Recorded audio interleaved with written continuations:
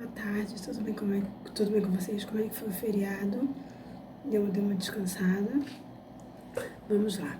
Hoje, na nossa aula de geografia, nós estaremos estudando sobre paisagens brasileiras 4, a última parte desse capítulo, do capítulo 3, tá?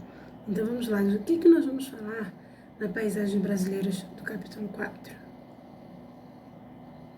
Nós estaremos falando sobre hidrografia do Brasil. E o que seria essa hidrografia? Vamos lá. Hidrografia é um dos ramos da geografia física, tá? Que estuda as águas da superfície da Terra, abrangendo rios, oceanos, lagos, mares, geleiras e etc. Tá?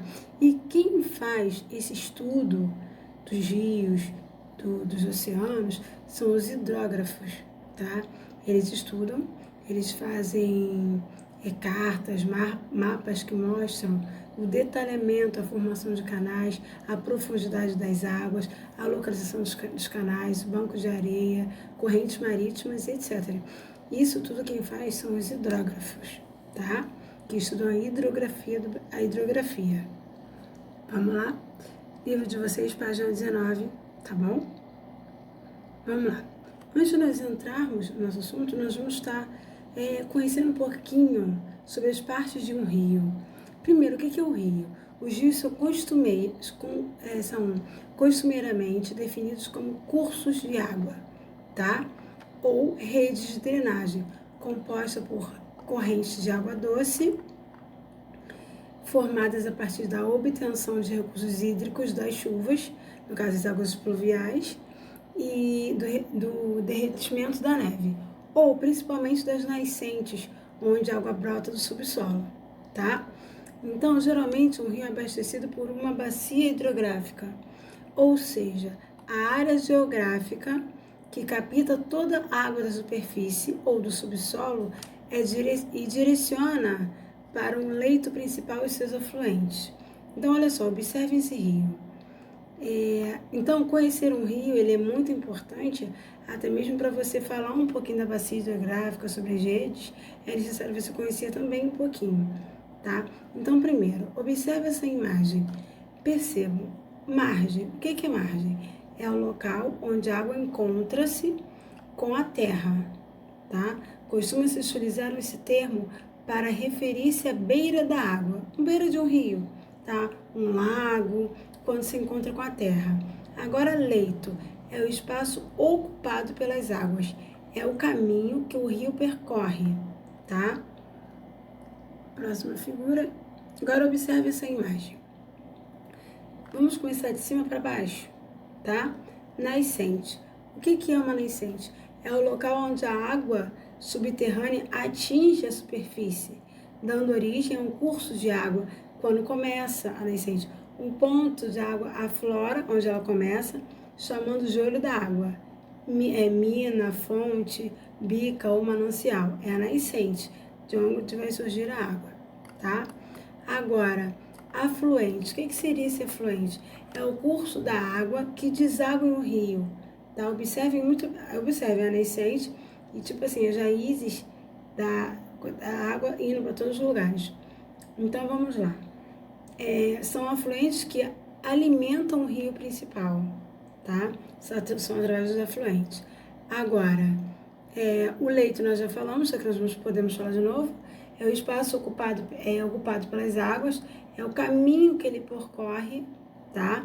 Agora, subafluente. Subafluente é o rio que deságua do rio afluente.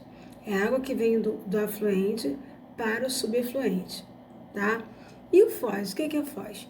É o local onde uma corrente de água, tá? Como um rio, deságua. Sendo assim, um rio pode ter como foz um outro rio, um grande lago, uma lagoa, um mar ou um oceano, tá? Então, nós aprendemos um pouquinho sobre rio para entrar em hidrografia. Vamos lá. Regiões hidrográficas brasileiras. O Brasil é um país conhecido pelas suas riquezas naturais e hídricas, tá? O país possui, segundo o IBGE, 12 áreas ou regiões hidrográficas. As mais importantes são Amazonas, se vocês observarem aqui na legenda, ó, a parte verde, tá? Tocantins, tá? Que é a parte marrom. Araguaia, Platina, Paraná, Paraguai, Uruguai e São Francisco, tá? Juntas, elas englobam 80% do território brasileiro. Tem noção do que é isso? Tá? Então, vamos lá. Vamos falar um pouquinho de cada, tá bom? Primeiro, a bacia do Rio Amazonas. É a maior bacia do mundo, tá? Cobrindo quase 45% do território brasileiro. Agora, bacia do Rio Paraná é formada pelo Rio Paraná e seus afluentes, como os rios Tietê, Paranapanema e Iguaçu. Agora, bacia do Rio Tocantins, Araguaia, é a maior bacia hidrográfica, tá? Totalmente brasileira e comporta 2 grandes mananciais de água, o Rio Tocantins, que é o rio principal, e o Rio Araguaia, principal afluente. Agora, bacia do Rio Uruguai, tem como principal rio o Uruguai, que marca a divisa entre os estados do Rio Grande do Sul e Santa Catarina. Bacia do Rio São Francisco é a principal bacia da região nordeste do Brasil, sendo usada para abastecimento, transporte, agricultura e geração de energia. Bacia do Atlântico Nordeste e Ocidental, localizada em quase todo o território do Maranhão e uma pequena parcela do Pará, tá? Agora, bacia do Atlântico Nordeste Oriental, localiza-se no semiárido brasileiro, sendo caracterizada por apresentar grandes períodos de estiagem. Bacia do Parnaíba, também localizada na região do semiárido, a bacia ocupa 3 estados brasileiros, Ceará, Piauí e Maranhão. Bacia do Atlântico Leste, está presente nos estados da Bahia, Minas Gerais, Sergipe e Espírito Santo. Tá? Agora, bacia do Atlântico Sudeste, está presente nos estados de Minas Gerais, Espírito Santo, Rio de Janeiro, São Paulo e Paraná. Bacia Atlântico Sul, abrange os estados de São Paulo, Paraná, Santa Catarina e Rio Grande do Sul, tá? Agora, próximo tópico, aproveitamento dos rios. É muito importante nós sempre, assim, estarmos cuidando do que a natureza nos oferece.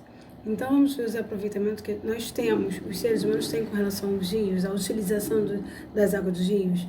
É um dos principais agentes modeladores do relevo terrestre. É um recurso natural básico para a vida, a água. Abastecimento de água para o homem. Produção de hidroelétricas, eletricidade, que produz eletricidade para o nosso consumo mesmo. Navegação fluvial. Então, olha os benefícios que os rios podem nos proporcionar.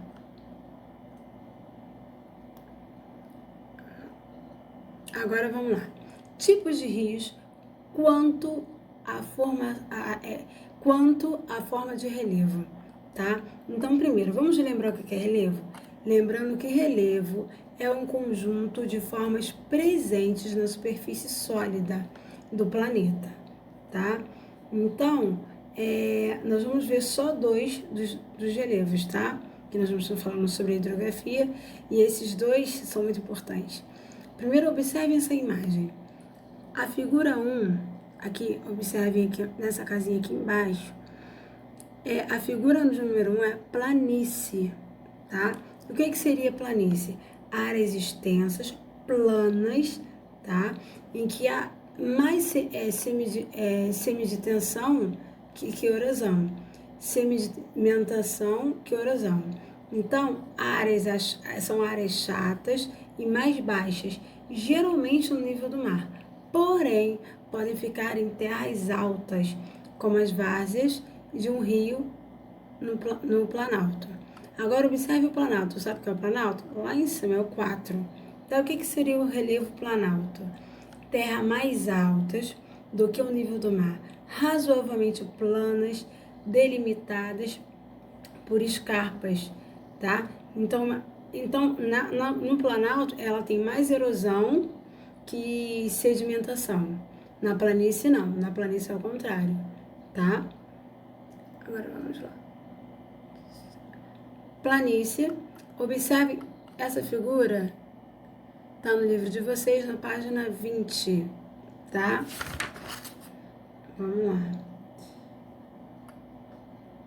Vamos falar um pouquinho sobre esses rios da planície. São os rios que apresentam um curso mais regular, tá? Haja vista o relevo menos acentuado. Por isso, o fluxo de suas áreas não é rápido e a instalação de hidroelétricas, embora seja possível, é pouco recomendada, pois demanda a construção de barragens muito grandes para um baixo aproveitamento energético, tá? Então, o que acontece? E os rios de planície mais antigos costumam apresentar canais cheios de meandros, ou seja, com curvas muito frequentes e acentuados. É o exemplo do Rio Amazonas, tá? O Rio Amazonas é na planície, tá bom? Agora, Planalto. São os rios que costumam apresentar-se em áreas de relevo mais acentuado, possuindo fluxo mais forte em razão dos muitos acidentes geográficos ao longo de seu percurso, por apresentar uma grande diferença de nível altimétrico, tá? Entre suas nascentes e a sua foz, tá? Esses rios são considerados ideais para a geração de eletricidade, porém pouco recomendado para a navegação na maior parte de suas áreas. Porque como é que vai navegar, sendo que é uma área mais alta do que o nível do mar? Entendeu? Planalto. Também tem no livro de vocês essas duas figuras, na página 20 também. Agora vamos lá. Tipos de rios quanto à formação de escoamento da água. Muito bem. Então, observe. Isso está lá no livro de vocês, página 20. Começa lá, tá? Rios perenes. O que seriam esses rios? São aqueles que correm o ano inteiro, ou seja, não apresentam interrupção do fluxo de suas águas sobre nenhum período, seja eles de seca, seja de cheia. Esses rios são alimentados por uma fonte contínua, tá?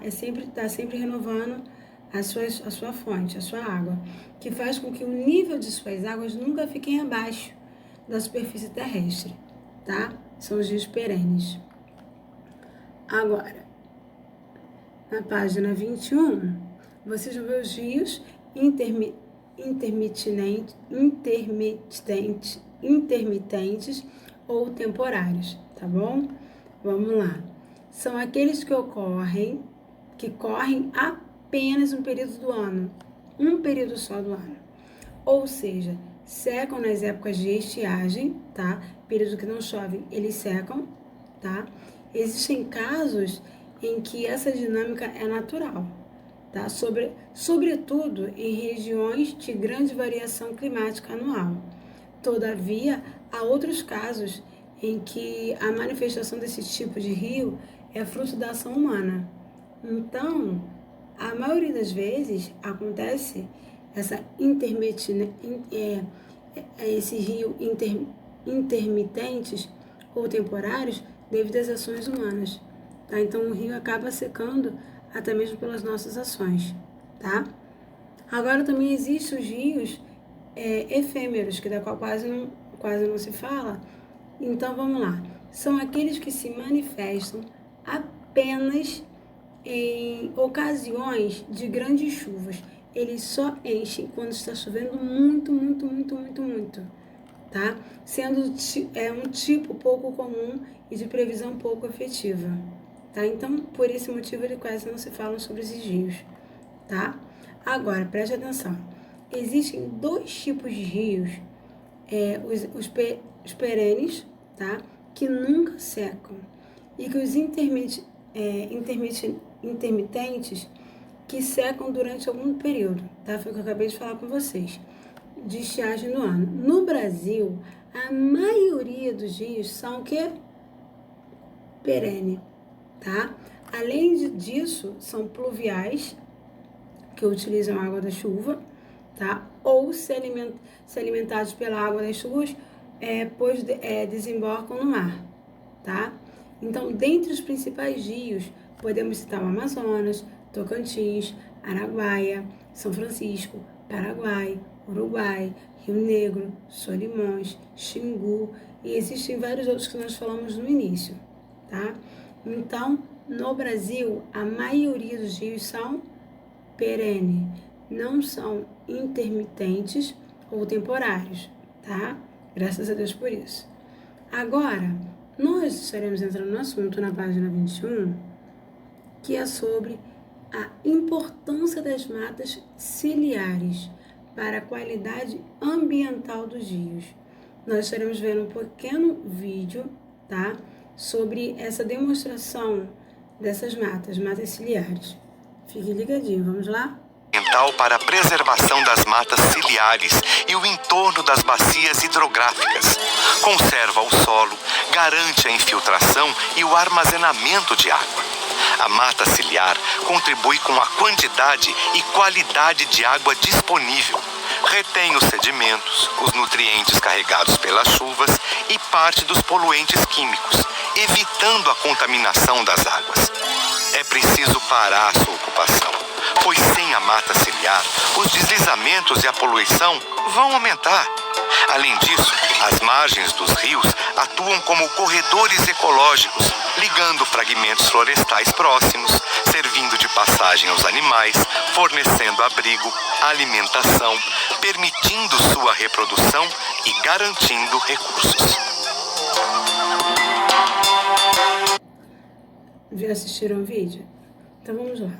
O que a mata ciliar é a vegetação encontrada nas margens de corpos, tá, de água, como os rios, e que acompanha todo o seu percurso, da nascente até o foz, tá? Então vamos lá. A mata ciliar é fundamental para manter a qualidade dos rios, pois funciona como um filtro que reduz a contaminação das águas por produtos poluentes, tá? Então nós devemos sim cuidar, tá? Essas matas ciliares são muito importantes. No livro de vocês, página 21, tem essas duas figuras, tá? Próximo, página 22. Na página 22, vocês estão vendo uma vista, tá? De plantação dos cana-de-açúcar ao fundo e milho à direita. Na margem do rio Paranapanema, tá? Nota-se que não há mata ciliar, tá? Significativa para conservar as margens do rio. Então, nós temos que tomar muito cuidado com isso. Então, todas as coisas sujas caem nesse rio, justamente porque não tem essa mata, não tem uma mata, assim, não tem uma grande quantidade de mata ciliar, tá? Agora, a próxima figura, ainda na página 22. Vamos lá. Olha só, observe essa figura. É uma área urbana, tá? O crescimento desordenado das cidades faz com que as margens dos rios sejam muitas vezes ocupadas indevidamente, tá? Por construções e vias de transporte, sem cuidado com a conservação de uma faixa adequada de vegetação. Então, essa figura da página 22 do livro de vocês é da margem do Rio Tietê, em São Paulo, tá? Então, vamos lá. Essa figura não tem como é que se diz? Uma mata ciliar. Não tem matas ciliares. Por esse motivo, acontece o quê? Muitas enchentes, porque não tem para onde escoar água, entendeu? Então, as margens do rio todas estão ocupadas para onde vai escoar água, tá? Então, vamos ficar atentos a isso. Próximo. Vamos lá. Atividades. Vocês têm atividades no livro de geografia, tá? Nós temos também atividades assim, use o que você aprendeu, tá? Para nós encerrarmos a unidade 3 do livro de geografia. Fiquem com Deus e até a próxima aula.